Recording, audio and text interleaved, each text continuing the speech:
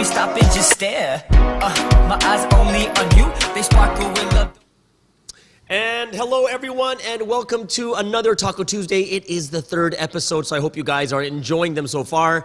Today we're going to have an interesting story. We're going to talk about the story of Ruth, and the title of today's talk is going to be, You Get What You Deserve. It sounds like a really bad thing, right? But we'll get into this to see what this actually means. A couple of shout outs out there for those who came out early, for Yanlan, Ayaka, Ravi, Kat, and Lilia. Thank you so much for coming out early. Thank you for just like filling in the YouTube and the Facebook rooms with your chatting and such. Really enjoy it myself too. What are you guys drinking today? I am drinking the usual. It's an iced latte. Well, it's either a hot latte or iced latte, but iced latte for me today, and I made it myself. So those of you who ever come to visit, just ask me, and I'll do my best to try and make you one if I can.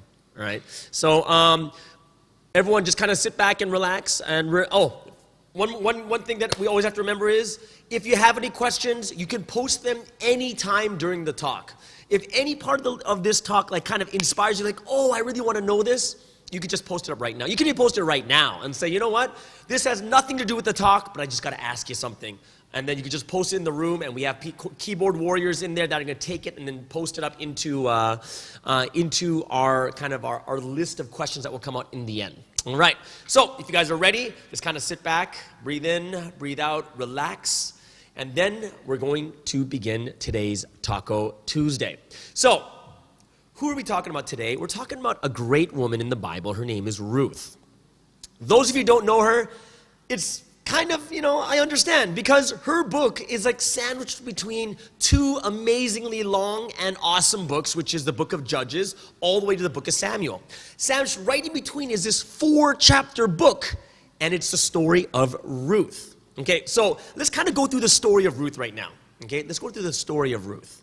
So everything starts with an Israelite named Naomi, and she's from Bethlehem. So remember then you had Bethlehem, right? So she's from Bethlehem, and all of a sudden there's this famine in the land. So the famine in the land, so her and her husband moved to Moab. Now Moab is the enemy state, right? They've been enemies for a long time. They moved to Moab. 2 of their sons both get married to Moabites, right? And then tragedy strikes. Tragedy strikes where the husband and the 2 sons all die, and the only people remaining are the 3 women. It is Naomi, which is the mother, and the 2 daughter-in-laws, right? The ones that married her sons that died without any children. So what happens next? After this tragedy, the famine subsides in Bethlehem, and she decides to go back home. Why? Because there's nothing left in Moab for her. All of her sons, her husband's gone. So she says to the woman, she says to her 2 daughter-in-laws, she goes, hey, you know what? Number 1 is you're foreigners if you come back to Bethlehem with me. And number 2 is you're widows, which means that you're going to live a very, very difficult and hard life. So I don't want you to put you through this. So what I want you guys to do is you guys can go back to your home, go back to your gods, and I'll allow you to do it, because it's going to be too hard if you come with me to Israel. So the first daughter-in-law says, okay, I'm so sorry. She cries, and then they split up. But the second daughter-in-law is Ruth. And Ruth was a little bit different, because Ruth, she doesn't just want to stay, she will stay to the death. And we look at one of the verses in Ruth chapter 1, verse 16 and 17. If you kind of read it, it's like, where you go, I will go. Where you stay, I will stay. Your people, my people. Your God, my God. You die, I die, right? And at the very end it says, if even, may the Lord deal with me be ever so severely, if even death separates you and me. Which means that she's pretty serious, devoted, and just loyal to death, right? So Naomi can't stop her. Why? Because she doesn't even want death to separate them, which is kind of weird, right? So what happens is they both go over to Bethlehem, right? So both of them go over to Bethlehem, and what happens is there's food. But guess what? They don't have jobs. None of them have husbands. So the 2 of them are like, what should we do for food? Like, you know what? Let's go into the fields and just pick grains. So Ruth goes into this field, doesn't know whose it is, and she starts picking grains.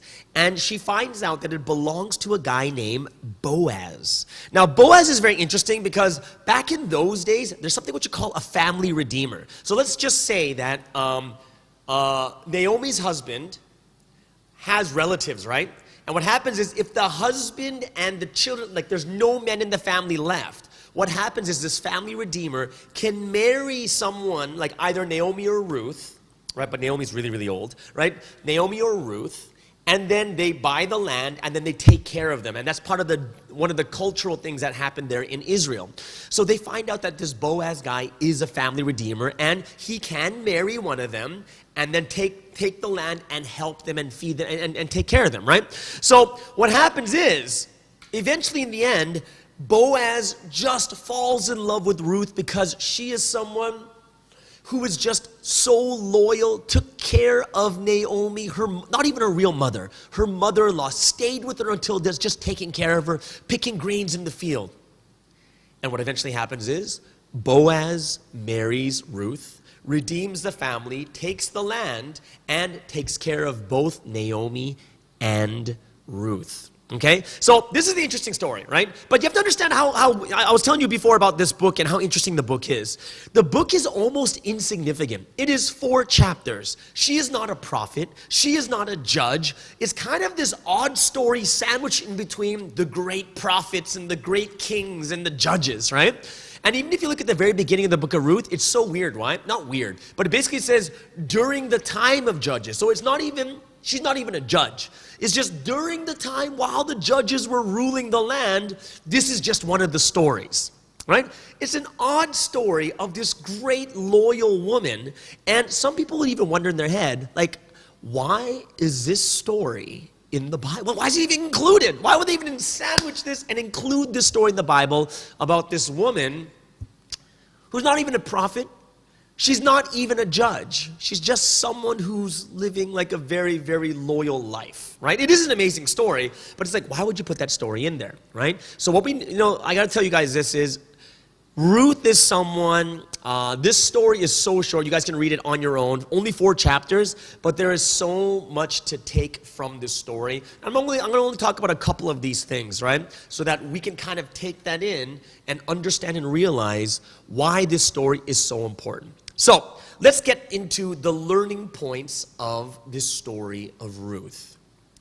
Let's go to the first point, right? And this is, I'm calling this like having a strong quality in life, right? What do you mean a strong quality in life? Now, this is something that has nothing to do with skill, right? Like skill as like speaking, or skill as in playing basketball, or skill sports, and skills in, like selling something. There's like tons of skills. Right? You could be good at the camera, you could be good at making TVs or electronics, or you're a plumber.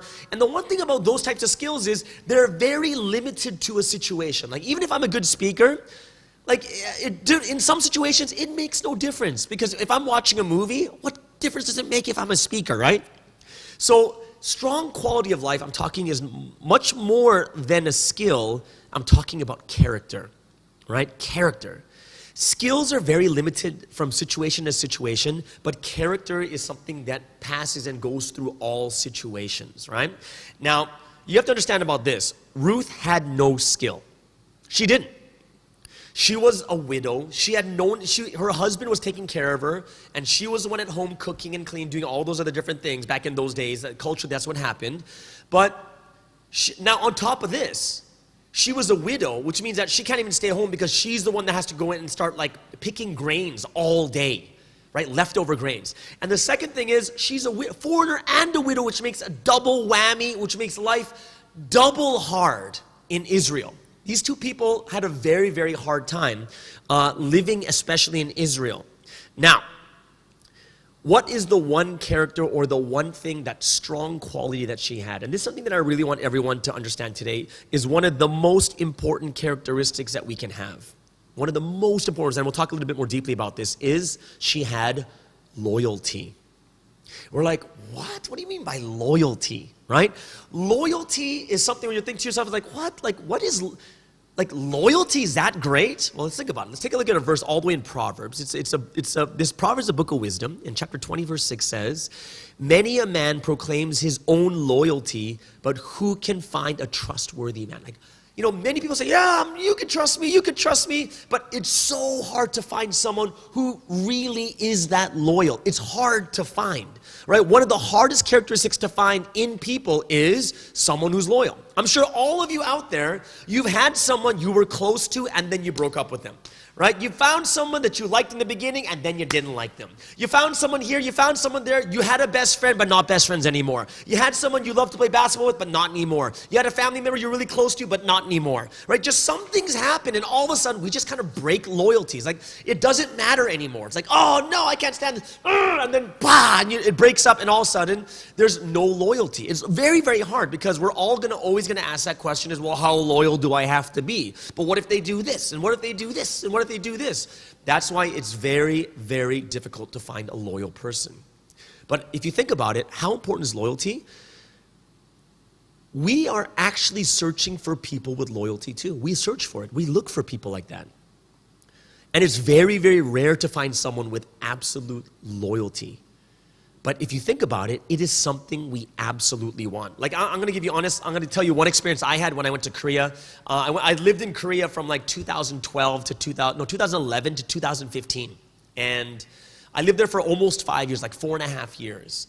But I was living with some roommates, and there's this one quality I saw in this group of guys that I was living with. It was so amazing because I saw this one time. One of the guys I was living with like made a bad mistake. It was this guy's fault. Totally his fault. And of course, at that time, we're all working in church, and that pastor was just livid, like upset, like why can't? And as the pastor was scolding this roommate of mine, the most amazing thing happened was, like the other 3 roommates would, even though it is their like that roommate's, it was his fault, totally his fault. These 3 roommates would come in and they'd totally testify and say, no, but this person works so hard, this person does this, and like they're putting their neck out on the line for this person who actually did something wrong.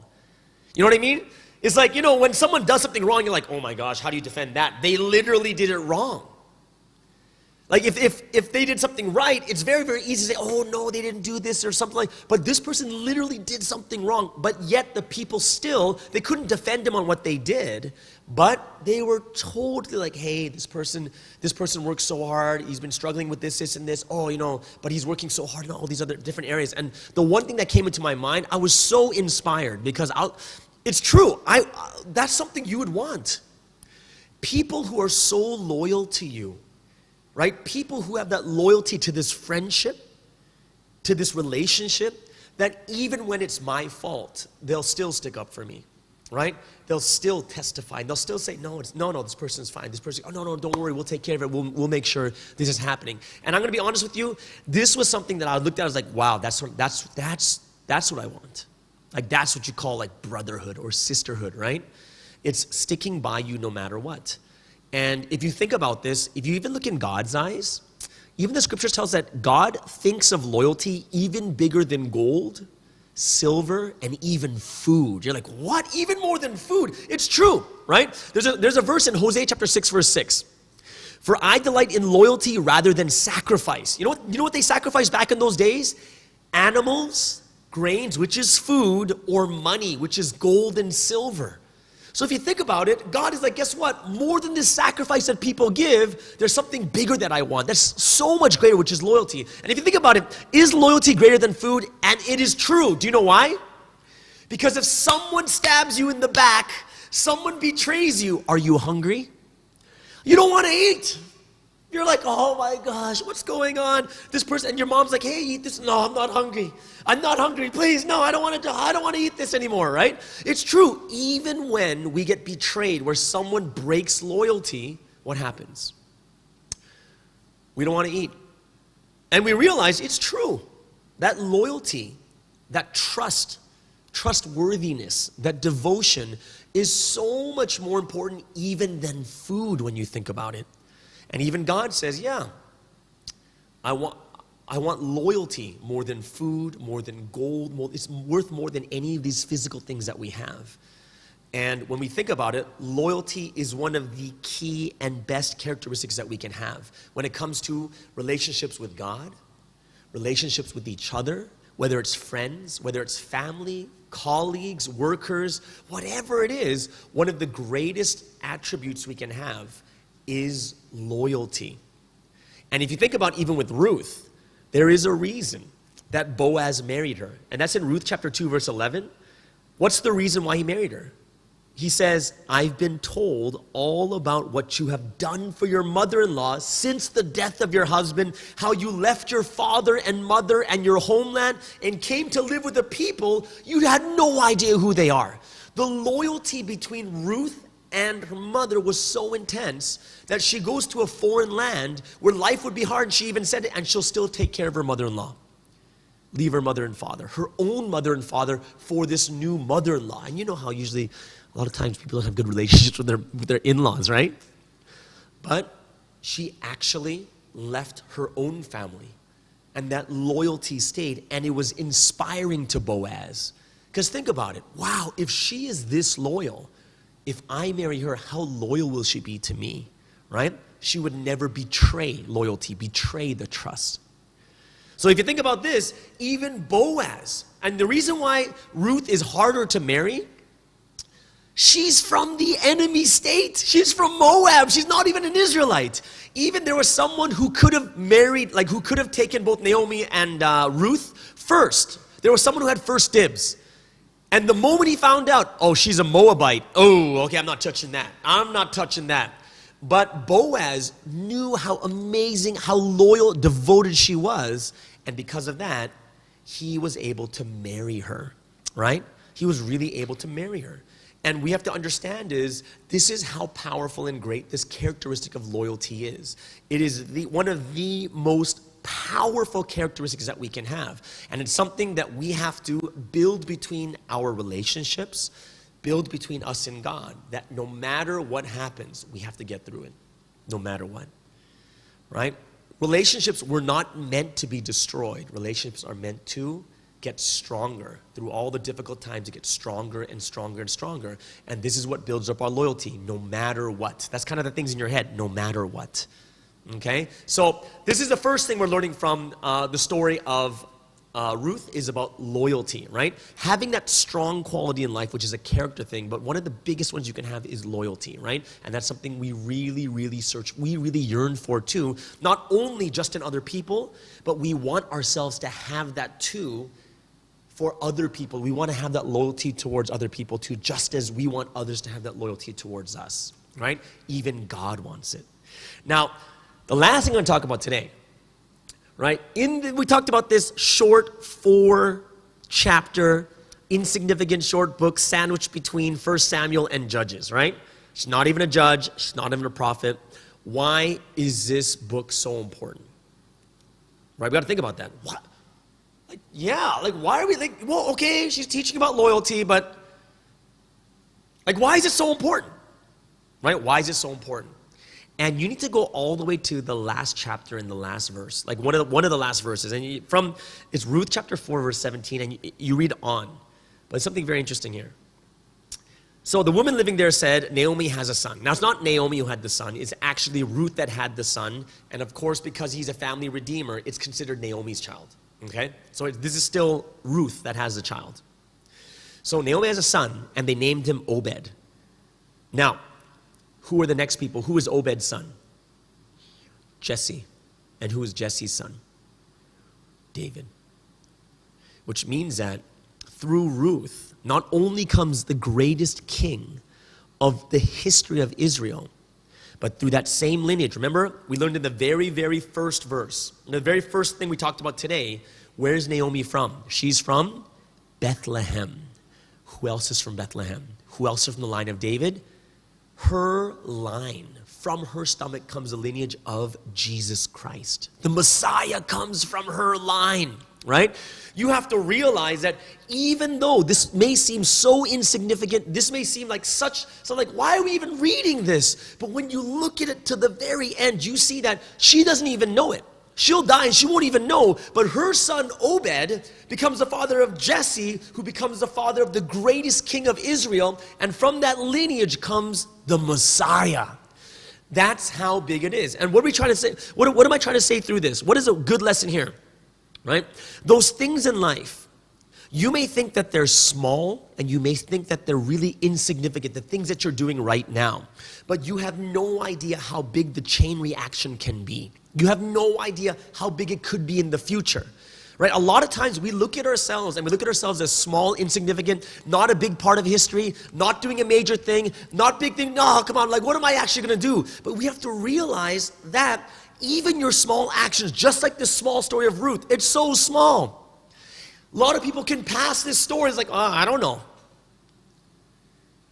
But we learn about Ruth even before Saul is rejected. Right? It wasn't even her family that got the kingship. It was another person. It was a Benjamite. It wasn't even someone from Bethlehem. But because he failed, then David came into the picture and he became the greatest king, and God promised him the Messiah would come through his line. What I tell you guys is, don't think that your actions are so small and insignificant. Don't look at it like the book of Ruth, but that 4-chapter book, that insignificant small book, is so important because that is where the lineage, where it starts. From the grandfather of King David, it starts from right there with Ruth. Right? So I really hope that you guys too will really understand the things we do in life. Yeah, we may not know now how significant or how important it is right now. But when you look at these stories here too, stories aren't that, like they're not huge. But when you look at the ending, it's like, wow, this is huge. Without her, there's no Messiah. Without her, there's no Jesus. Without her, there's no King David. Right? And I hope that us too will realize how great your small and insignificant actions are and the way God works in your life. God may be doing these easy things in your life, but you have no idea what it can actually turn out into. So treat all of your small actions as great and significant actions. All right? So I hope that you guys enjoyed today's story about the story of Ruth. Get what you deserve. What did you get? Right? Well, it depends. When you put in good, you get good. You put in loyalty, you get loyalty. Right? You put in these actions, they will create these tremendous ripples in time that will affect people way into the future too. Those of you who are here for the first time on Facebook, go ahead and like that page. And if you want to see more of these talks, we have like a gazillion of these talks on our YouTube page. You'll see it, you'll get the link inside the room, and it'll be the Espresso with Sky YouTube page. We have all the Taco Tuesdays, all the Bubble Talks on there also, so you guys can go check that out. Those of you who want to support our ministry, go ahead and support us on Patreon. You can click it over there. And every Saturday at 1 p.m. we have a group Bible lesson, small group lessons, so you can fill in the sign-up form, and we'll email you the Zoom link when probably like a day before, and on the day we'll give you the link so that you guys can come in, all right? So I hope that you guys had a wonderful time. We're going to get into question and answer. So what we're going to do now is kind of give you guys a couple seconds to take a sip. Well, it's actually a couple seconds for me to take a sip of my drink. And then we're going to go into some question and answers. Wow. All right. Okay. Here we go. So let's take a look at the first question of the day. It comes all the way from Malaysia. Well, we're in Malaysia, and we're in KL, so it's not all the way there. So Sandra in KL asks, I think it's easier to have loyalty towards God, okay, but how loyal should we be with our friends and family? And that is something that we have to think about, right? Because remember we learned today is in Proverbs chapter 20, verse 6, many people say they're loyal, but how many are actually loyal? Like how many are literally actually loyal? Loyalty is a hard thing. One thing, like you have to think about this, how much should we be to friends and family? Being loyal doesn't mean like you're going to be like Ruth, right? Because loyalty in her relationship is, as a daughter-in-law, she takes care of the mother. That is what the relationship is like. It doesn't mean you're like that, right? Even if I'm super loyal to my family, it doesn't mean I hang out with them all the time, but I would never desert them. Never. I would never go against them, right? Even if they do really bad things, they're my family no matter what. It's family, right? So you have to look at loyalty at the level of the people you're at. When someone says you got to be loyal as a friend, there's a level of loyalty between friends. But it's not like you have this loyalty to your friends where you're going to give them all your money and trust them with all your, with everything that you have, because that's not the level of a friend, right? That's more like level of your family or level of your husband or wife, right? So you want to make sure that you don't misunderstand loyalty with like Ruth loyalty, because that was the level of the relationship, right? Which means that just the fact that Naomi was telling them they don't have to come, it means that they should come. They should be coming with her. But she was kind and she had mercy, and she said, no, it's going to be too hard, so you guys can stay. You guys don't have to take care of me. There's other people over there that will take care of me, right? They didn't have to, but she did. And she had that, Ruth had that loyalty. So a lot of times people get scared of the word loyal because they're thinking being loyal like a family, but no. You're loyal at the level of the relationship. There's loyalty of husband and wife, loyalty of friendship, loyalty of family, parents and children, loyalty of cousins, loyalty of, there's the different levels of loyalty, so you have to kind of check that out first, okay? Thank you, Sandra from KL. Let's go to the next question. We're going to John D. in Taipei. Okay, maybe it's like John Doe, but John D. What is the best way to become loyal to someone? Okay, is there some method that makes it easier? Okay, when it comes to people of faith, because I know we're talking about Bible, a lot of people out there are faith, they text and everything else into the room, and they text inside the YouTube channel and stuff too. If you're someone of faith, one of the best ways to become loyal or to work on your loyalty is kind of one of those verses that Jesus says is, whatever you do for the least of these, you've done for me. Which means you're kind of looking at this person like Jesus. Yeah, that's what actually Jesus says. And that's one way to make it very, very easy. One way to make it easy is how? You look at them like you're doing it for the Lord. And that's a very, very easy way. Now, if you want to minimize it and say, oh, well, I'm not really religious. Yeah, then it's, you treat people like you treat, you'll treat them and be loyal to them like, oh, I'll treat this person like they are my mom, like they're my dad, or like they're, like someone I really, really respect, right? So sometimes you need to do it for someone else. Why? There is a power in doing it for other people. For instance, if two people really, really love each other and there's this like animosity between them, you have to think about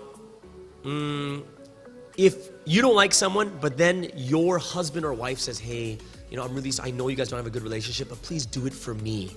Then what happens? Because you love this person, you're able to do it for them. Like, okay, because you're doing it with the love you have for them, knowing that treating this person well will make this person that you love so happy.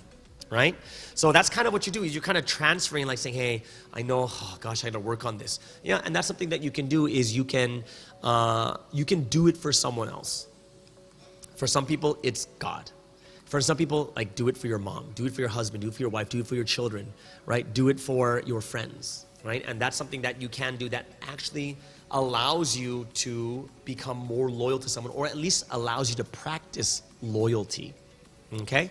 Thank you so much, John D, all the way in Taipei. Let's go to the next question. We have Lynn. Lynn in, I'm not sure. Lynn, I'm not sure where you're from. From somewhere, though. Lynn says, is it Lee? Or no, it's Lynn. Okay. Somehow, I still feel that what I am doing is really insignificant, because in work, any position can be replaced. How should I adjust my perspective? Right. So, it really depends on what is really, really important to you. Like, for instance, let me give you an example, Lynn. For one thing is, let's just pretend, let's look at this situation. If your children are the most important thing to you, your job may not be significant as in the job, but it will be significant because through that job, you get to buy things for your children. You get to support your children. Or there's one way, because it really depends on what is really, really important to you. It really does, right? Like Matthew chapter 6:21 says that for where your treasure is, there your heart is also. Right? So you have to really think about what is the most important thing that matters to you at that time also. And another way to look at it is, like say for instance, there's replaceable jobs, and it's true. There are replaceable jobs. However, I know some people, what they do is they make themselves irreplaceable. Even if it's a replaceable job, there's no one that does it like them. No one as funny or as cool as them. No one who wants to work with someone like them.